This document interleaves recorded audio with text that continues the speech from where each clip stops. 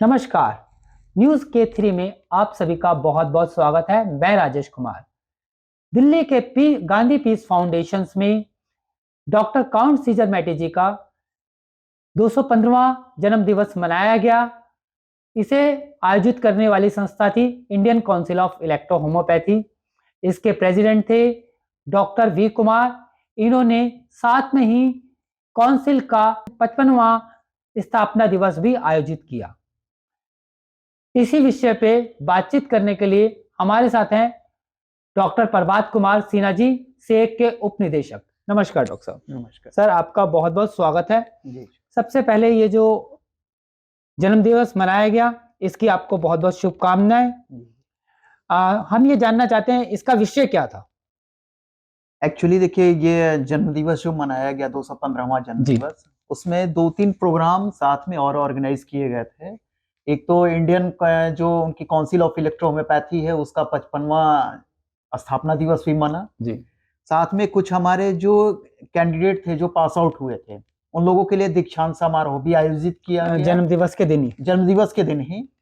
और उसके बाद एक Indian electro homeopathic medical practitioners association जो है, उसमें बहुत सारे जो हमारे पदाधिकारी पहले के थे उनको चेंज किया गया और चेंज करके जो नवनियुक्त जो हुआ उसका चुनाव करके और उनको शपथ ग्रहण भी दिलाई गई लोगों का। इसका मुख्य विषय क्या था? देखिए, उसमें एक छोटा सा विषय, मैं छोटा नहीं कहा जाएगा क्योंकि इलेक्ट्रोपैथी के लिए एक बहुत बड़ा विषय है। उसमें एक सेमिनार भी आयोजित किया गया जिसमें कि उसका नाम ही रखा गया इलेक्ट्रो होम्योपैथी ऊर्जा पर आधारित, इसका मुख्य विषय था। और इसको लेकर एक सेमिनार वहां पे आयोजित की गई। तो इस सेमिनार में मुख्य बातें क्या क्या हुई? देखिए, इस सेमिनार की जहां तक बात है तो इलेक्ट्रो होम्योपैथिक जो बार बार ये थोड़ी सी कंट्रोवर्शियल मैटर आ जाती है ऊर्जा को लेके, तो अब भी क्या है कि पूरे विश्व में जहां जहां भी इलेक्ट्रो होम्योपैथी पे काम हो रहा है, खास करके इटली में, तो वहां के साइंटिस्टों ने भी अब एनर्जी बेस पर काम करने शुरू कर दिए हैं। अभी 18 अक्टूबर को रोचेटा के बोलोगना के रोचेटा जो मैटी साहब की, जिसको हम लोग कहें एनर्जी हाउस, वहां पे एक कॉन्फ्रेंस हुआ था। उसमें रिसर्च पेपर सबमिट की गई थी इलेक्ट्रो होम्योपैथी की ऊर्जा बेस को लेकर।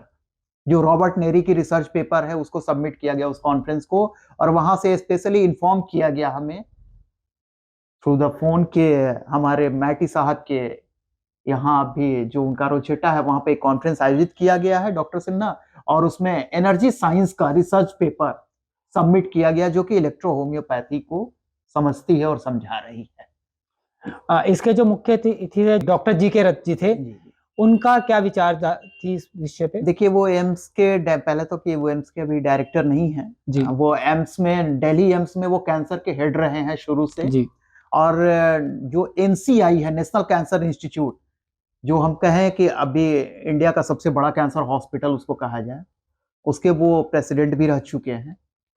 अब उन्हीं का वो नींव डाला हुआ है। वो हमारे चीफ गेस्ट थे मुख्य अतिथि के रूप में, और विशिष्ट अतिथि के रूप में हमारे यहाँ डॉक्टर अशोक शर्मा जी, जो बायोकेमिस्ट्री के प्रोफेसर हैं एम्स में अभी फिलहाल, और वो एज ए साइंटिस्ट उन्होंने 10 साल जॉब किया है यूएस में बायोकेमिस्ट्री को ही लेकर। सब्जेक्ट उनका मेन वही है। वो कोई एलोपैथिक डॉक्टर नहीं है। एम्स में होने के नाते ऐसा कंफ्यूजन ना हो हमें कि वो कोई एलोपैथिक डॉक्टर है, क्योंकि साइंटिस्ट किसी भी सिस्टम से नहीं जुड़ा होता है कि हमें सिस्टम से, उसे तो साइंस चाहिए किसे। इसलिए वो इलेक्ट्रो होम्योपैथी पर भी वो काफी मतलब इम्प्रेस हुए थे इसके कॉन्सेप्ट को देखकर, और कहते कि नहीं डॉक्टर साहब, हम लोग काम करेंगे इस साइंस को भी लेकर आगे। जैसे आपने डॉक्टर जी के रथ जी की बात करी, जी। क्योंकि वो तो एलोपैथी से काफी समय से जुड़े रहे हैं, जी। तो उनका इलेक्ट्रोहोम्योपैथी की तरफ रुझान कैसे हुआ? देखिए, वो एलोपैथी के तो मैंने कहा ना कि इंडिया के जाने माने ऑन्कोलॉजिस्ट में 1 to 10 में उनका नाम आता है वैसे। और इलेक्ट्रो होम्योपैथिक तरफ रुझान होने के पीछे सिर्फ एक रीजन रहा कि जो वर्ल्ड कैंसर कांग्रेस कॉन्फ्रेंस हो रहा है यहाँ पर, जहाँ पर कि दुनिया के जितने भी ऑन्कोलॉजिस्ट हैं जी।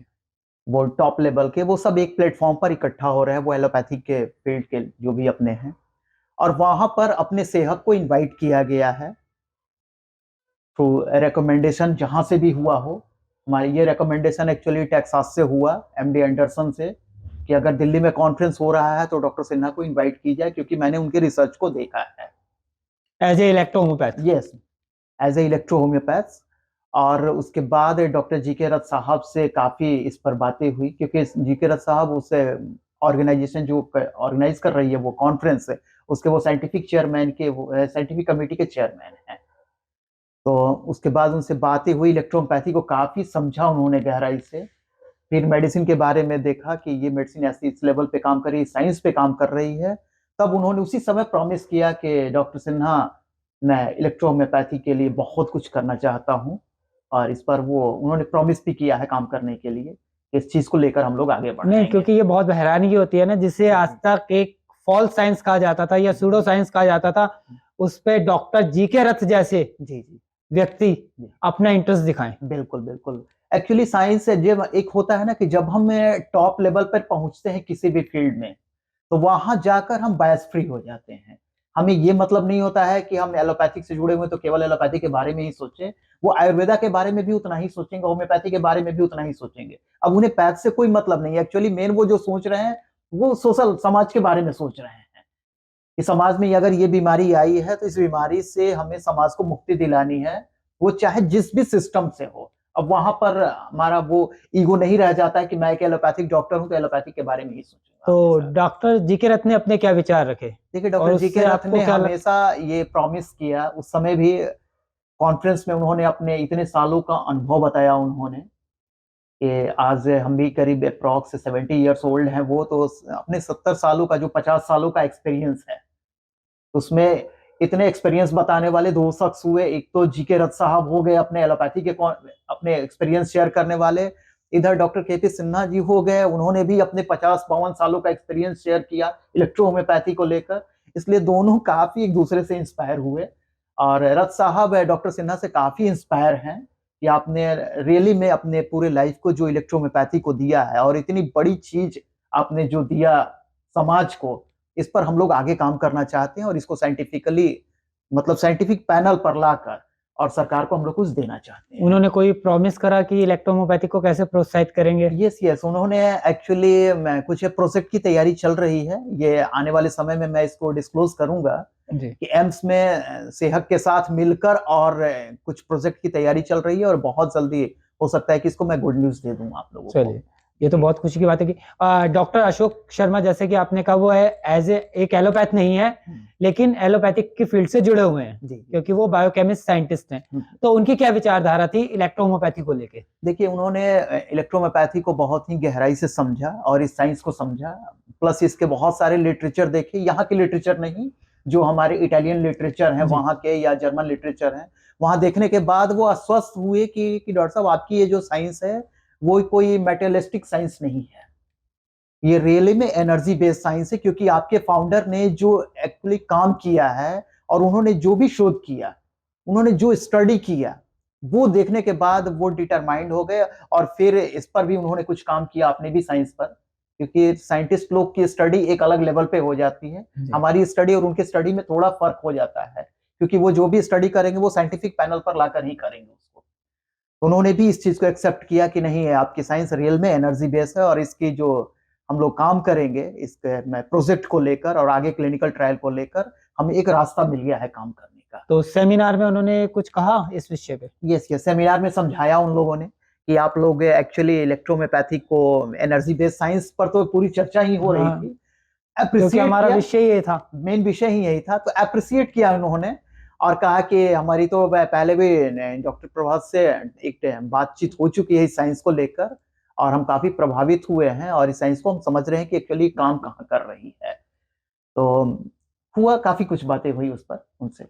और सर, एक अब जो है डॉक्टर के पी सिन्हा, क्योंकि वो काफी समय से इलेक्ट्रोहोम्योपैथी में काम कर रहे हैं, जी अप्रोक्सीमेटली 55 ईयर्स हो गए उन्हें ये काम करते हुए। तो हम ये जानना चाहेंगे कि डॉक्टर सिन्हा, के पी सिन्हा जी की क्या ओपिनियन थी इलेक्ट्रोहोम्योपैथी को लेके, और उन्होंने किस तरह समझाया कि ये ऊर्जा बेस्ड साइंस है?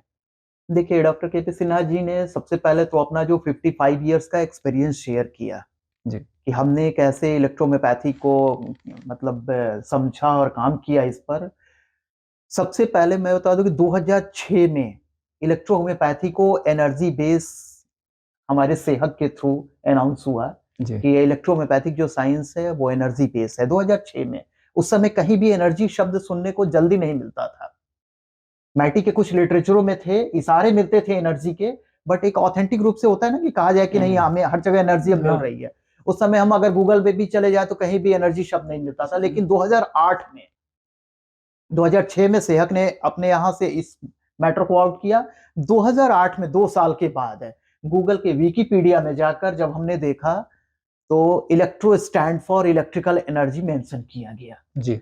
उसके बाद पूरी दुनिया में देखा जाए तो electro stand for energy, energy science को लेकर एक, और इलेक्ट्रो होम्योपैथी को लेकर बहुत बड़ा एक मतलब कही तो रिसर्च का एक सब्जेक्ट मिल गया काम करने के लिए। और आज ये गुड न्यूज है कि इलेक्ट्रो होम्योपैथिक एनर्जी बेस होने का प्रमाण हर जगह से अब मिल रहा है।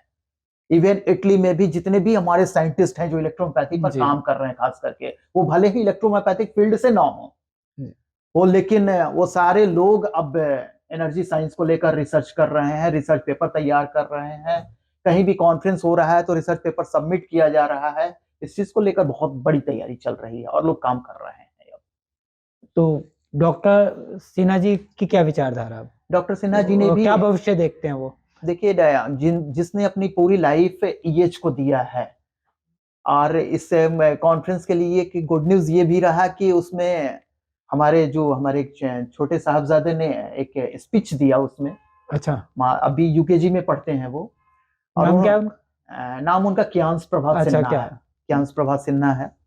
उनका एक स्पीच हुआ सब लोगों के सामने, चीफ गेस्ट बैठे थे, सभी लोग बैठे थे, उन्होंने इलेक्ट्रोहोम्योपैथी को लेकर एक स्पीच दिया अपना, और वो भी खास करके अपने मोदी जी की स्टाइल में अच्छा। कंप्लीट। और वो तीसरा जनरेशन है हमारा इलेक्ट्रोहोम्योपैथी का। प्यूरिटी, हमारे एक्चुअली ग्रैंडफादर भी डॉक्टर रहे हैं, जी। बट हमारे फादर इलेक्ट्रोहोम्योपैथी से, मैं खुद इलेक्ट्रोहोम्योपैथ, और हमारा तीसरा जनरेशन भी इलेक्ट्रोहोम्योपैथी। तो आप इस बात से अंदाजा लगा सकते हैं कि डेडिकेशन और डेवोशन किस तरह का है हो सकता है।